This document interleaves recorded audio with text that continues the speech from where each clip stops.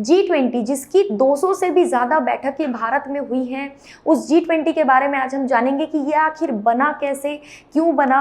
और आप लोगों को एक इम्पॉर्टेंट पॉइंट बताना चाहूँगी कि अब G20 जो है उसमें एक नया शामिल हो गया है मेंबर, जिसका नाम है अफ्रीकन यूनियन। यहाँ पर आप जो पूरा अफ्रीका देख रहे हैं, अफ्रीका महाद्वीप, इसमें 55 जो देश हैं वो सभी के सभी देश मिलकर अफ्रीकन यूनियन कहलाते हैं। और ये पूरा अफ्रीकन यूनियन अब G20 का सदस्य बन चुका है। यानी कि G20 में अभी तक जितने भी 20 देश थे, यानी 19 देश के साथ एक यूरोपीय संघ, उस यूरोपियन संघ के साथ साथ एक और संघ जुड़ गया है, अफ्रीकी यूनियन। तो यानी कि अब आप कह सकते हैं कि G20 G21 बन गया है। आसान भाषा में अगर मैं समझाऊं तो 19 देश के साथ साथ एक यूरोपीय संघ और उसके साथ एक अफ्रीकी यूनियन, यानी कि अब ये ग्रुप ऑफ 21 हो चुका है, ग्रुप ऑफ 20 की जगह। ये एक बहुत बड़ा बदलाव अब देखने को मिला है। अब हम जान लेते हैं कि G20 आखिर है क्या, ये आखिर बना क्यों था। देखिए 1997 के टाइम पे जो एशिया में एशियन फाइनेंशियल क्राइसिस आया था, यहाँ पर लिखा हुआ एशियाई वित्तीय संकट आया था, उसके बाद बहुत से लीडर्स के द्वारा बात छेड़ी गई कि चलो एक ऐसा संगठन बनाते हैं, एक ऐसा ग्रुप बनाते हैं जिसमें हम साथ में मिलकर बैठेंगे और फाइनेंशियल चीज़ों के बारे में चर्चा करेंगे, ताकि इस तरह का संकट अगर कभी आ जाता है तो हम लोग उससे लड़ सके। तो 1999 में एक ग्रुप बनाया गया जिसका नाम रखा गया G20। G20 की शुरुआत कब की गई? 1999 में। क्यों की गई? तो 1997 के एशियाई वित्तीय संकट के बाद जरूरत आन पड़ी, तब की गई। अच्छा, यहाँ पर एक पॉइंट नोट करने वाली है कि जब 1999 में G20 बना था, उस समय पर G20 में राष्ट्र अध्यक्षों की बैठक नहीं हुआ करती थी, यानी प्रेसिडेंट के स्तर की बैठक, प्राइम मिनिस्टर स्तरीय बैठक, ये नहीं हुआ करती थी। उस समय बैठक हुआ करती थी फाइनेंस मिनिस्टर्स की, या फिर जो बड़े बड़े सेंट्रल बैंक्स है अलग अलग देशों के, जैसे भारत का RBI है, वैसे ही अलग अलग देशों के अपने जो केंद्रीय बैंक है, उन बैंकों के अध्यक्षों की बैठक हुआ करती थी। यहाँ पर राष्ट्र अध्यक्षों की बैठक नहीं हुआ करती थी। ये राष्ट्र अध्यक्षों की बैठक जो है ये शुरू हुई 2008 में। आपको पॉइंट नोट करना है कि जब G20 बना था तब राष्ट्र अध्यक्षों की बैठक नहीं हुआ करती थी, सिर्फ फाइनेंशियल मैटर्स जो देखते हैं उनकी बैठक हुआ करती थी। लेकिन बाद में 2007 से 8 के बीच जो ग्लोबल फाइनेंशियल क्राइसिस आया, ग्लोबल फाइनेंशियल क्राइसिस के आने की वजह से 2007 के 8 के बीच, 7 से 8 के बीच में जो आया था, उसकी वजह से 2008 से शुरू किया गया क्या, तो 2008 से राष्ट्रीय अध्यक्षों की बैठक शुरू की गई। सदस्य देशों के राष्ट्र अध्यक्षों की पहली बैठक 2008 में हुई थी। ठीक है, G20 के सदस्य देश दुनिया की 60% आबादी को कवर करते हैं। देखो 19 देश हैं और पहले एक यूरोपीय संघ था, ठीक है, लेकिन अब एक और संघ जुड़ गया, अफ्रीकी संघ। तो अभी तक 60% आबादी को ये पूरा कवर करता था, लेकिन अब अफ्रीकी यूनियन के जुड़ने के बाद और भी आबादी को ये कवर करेगा। G20 जो है पूरी दुनिया की GDP में 85% और अंतरराष्ट्रीय व्यापार में 75% हिस्सेदारी अपनी देता है। तो ये G20 का हिस्ट्री है कि ये आखिर बना क्यों। अब G का मतलब है ग्रुप और 20 का मतलब है 20, यानी ग्रुप ऑफ 20। अब मैंने आपको क्या बताया कि अफ्रीकी यूनियन भी जुड़ गया है, तो आप ग्रुप ऑफ 21 इसको कह सकते हैं। इस साल के G20 की बैठक की अगर मैं बात करूं तो यहाँ पर 9 अतिथि देश भी आए थे। अतिथि देशों से पहले हम एक बार ये देख लेते हैं ये क्या है। ये है त्रोइका। अब कई सारे बच्चों में अभी तक ये कंफ्यूजन था कि त्रोइका क्या होता है। अगर MCQ बेस्ड क्वेश्चन आ गया कि इनमें से कौन सा त्रोइका का मेंबर नहीं है तो हम क्या करेंगे। देखो सिंपल सी बात है, G20 की जो बैठक होती है हर साल, उसमें 3 देशों को त्रोइका के रूप में लिया जाता है। यहाँ पर 3 देश है, इंडोनेशिया जिसने 2022 में मेजबानी की, ये है इंडिया जिसने जो 2023 में मेजबानी की, और ये है ब्राज़ील जो 2024 में मेजबानी करने जा रहा है। यानी कि अगली मेजबानी जो है वो ब्राज़ील करेगा। तो ऐसे 3 देश जिसने पहले मेजबानी की, जो अब कर रहा है, जो इसके बाद करेगा, इन 3 देशों को मिलाकर बनता है त्रोइका। तो अभी त्रोइका देशों में आएंगे इंडोनेशिया, इंडिया और ब्राज़ील। ब्राज़ील को मोदी जी ने जो है सौंप दी है अगली अध्यक्षता अध्यक्षता और मोदी जी को इससे पहले यानी 2022 में सौंपी थी जोको विडोडो ने G20 की अध्यक्षता। एक एक साल के लिए G20 की अध्यक्षता की जाती है। तो ट्रोइका का मतलब कुछ नहीं होता है, ग्रुप ऑफ 3 मेंबर्स होता है। Group of 3 members of G20 is known as troika, जिसने इससे पहले अध्यक्षता की, जो अभी अध्यक्षता कर रहा है, जो इसके बाद करेगा। ठीक है, G20 का कोई सेक्रेटेरिएट नहीं है, कोई मुख्यालय नहीं है।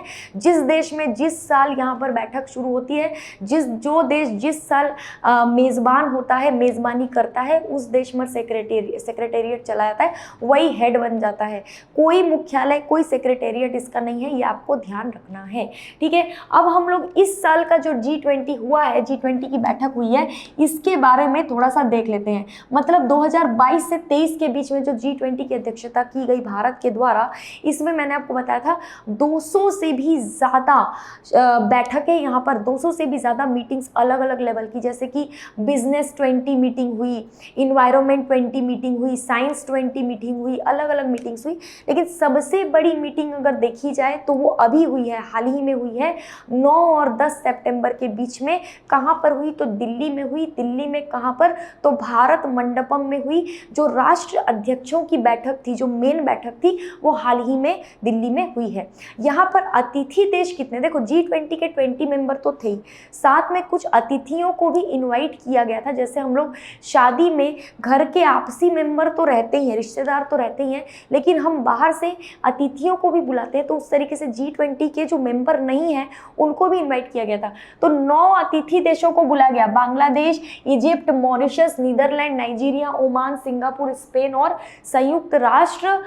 संयुक्त अरब अमीरात UAE, इन सभी को अतिथि देशों के रूप में बुलाया गया।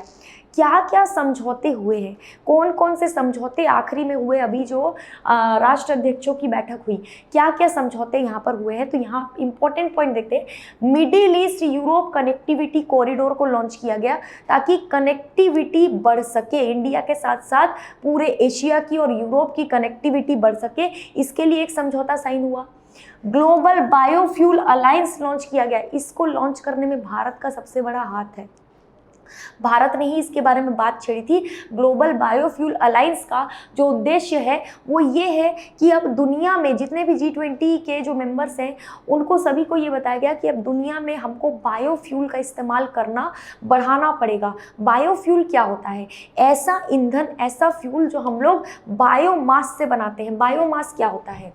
पेड़ पौधे, अनाज, शैवाल, भूसी और फूड वेस्ट से बनने वाला जो ईंधन होता है उसको बायोफ्यूल कहते हैं। यानी कि बायोमास होगा क्या? पेड़ पौधे का कचरा, मतलब बहुत समय से जो पेड़ पौधा का जो अवशेष जो सड़ रहा है वो हो जाएगा।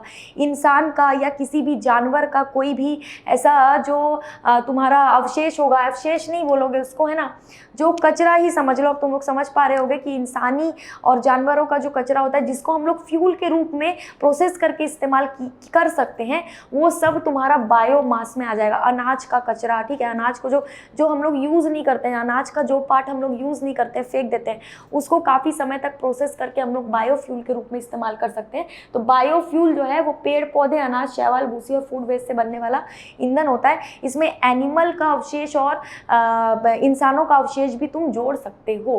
अफ्रीकी यूनियन की एंट्री, सबसे इंपॉर्टेंट पॉइंट जो है ना वो अफ्रीकी यूनियन की एंट्री हुई है। G20 का मेंबर बन गया अफ्रीकी यूनियन, ठीक है। ग्रुप में शामिल सभी देशों ने नई दिल्ली घोषणा पत्र, न्यू दिल्ली डिक्लेरेशन पर भी यहाँ पर समझौता बना है, इसको भी अपनाया गया है। भारत और अमेरिका के बीच 6G टेक्नोलॉजी को डेवलप करने पर सहमति भी बनी है।